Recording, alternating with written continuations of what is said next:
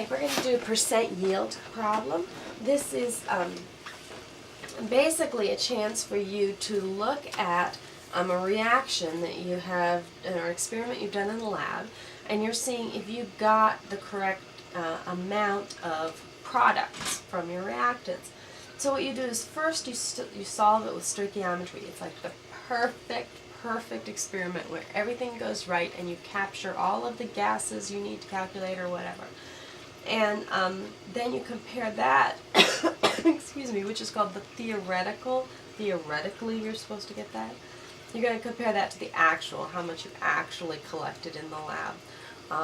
And you're going to see what your percent yield is, basically what percentage of the product did you actually produce. So when I start with percent yield, I have to start with this idea of mass, mole, mass, and mole. And percent yield always starts mass. Okay? So I look at this problem, and it's similar to one that you did for homework, but it's a little different to give you some practice. I'm going to start with the same, the same experiment, or the same equation, and then I'm going to say I have 42.0 grams, that's the given, and I have MgNO3 sub 2, that's the grams, which is the unknown. We can go at a fairly quick pace through this. The mass of the given is right here, 42.0 grams of magnesium. The molar mass of the given, well, magnesium. How do you figure out the molar mass of magnesium? That's right, you go to the periodic table.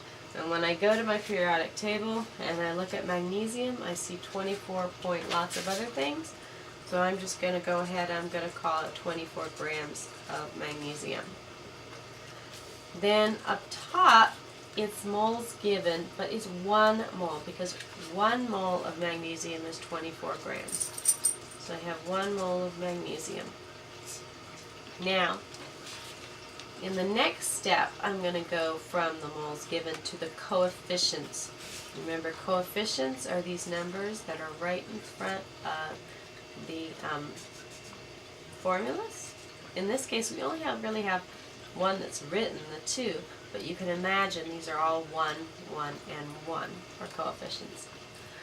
So, coefficient of the given, we determined our given was magnesium. So I'm going to put magnesium there. Mole there. I have 1 mole of magnesium. Okay. When it comes to coefficient of the unknown is MgNO3 sub 2. How many moles is it? Well, I look here and I see nothing, so it's 1 mole. While I'm at a stopping point, I can go ahead and cross out grams of magnesium, moles of magnesium, moles of magnesium. So now I'm at the last step, which is I go for 1 mole of the unknown, and it's molar mass. So if I have 1 mole of this, I'm going to say, okay, I have 1 mole of MgNO3 sub 2. Then what is the molar mass of it? In other words, what's the mass of 1 mole? If I look at it, there's lots of elements. So actually, I'm going to come down here, and I'm going to say, okay, I have Mg, I have N, and I have O. And you guys know how to do this. If I have Mg, that's 1 of them. Nitrate, I have 2.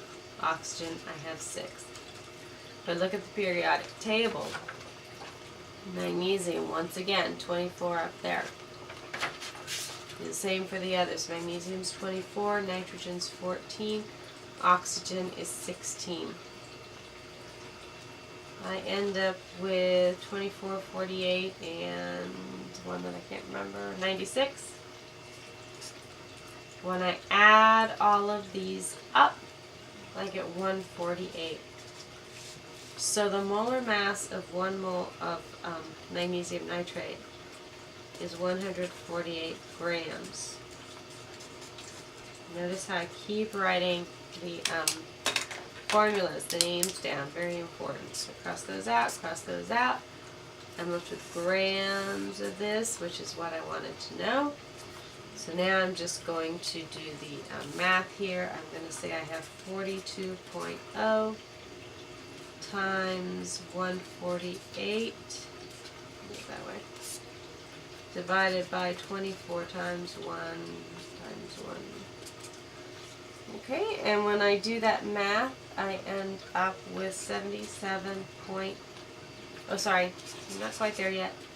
I end up with 259 grams of MgNO3 sub 2. Now, the last part, we need to do the rest of percent yield, and that's just comparing the actual and the theoretical. So, I know my theoretical because I just figured it out. There we go. My theoretical is 259. If I do this correctly, I should end up with 259 grams of MgNO3 sub 2.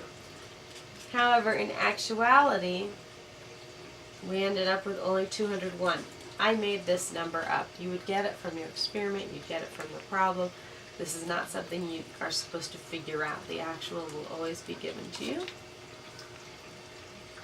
And that is, once again, MgNO3 2.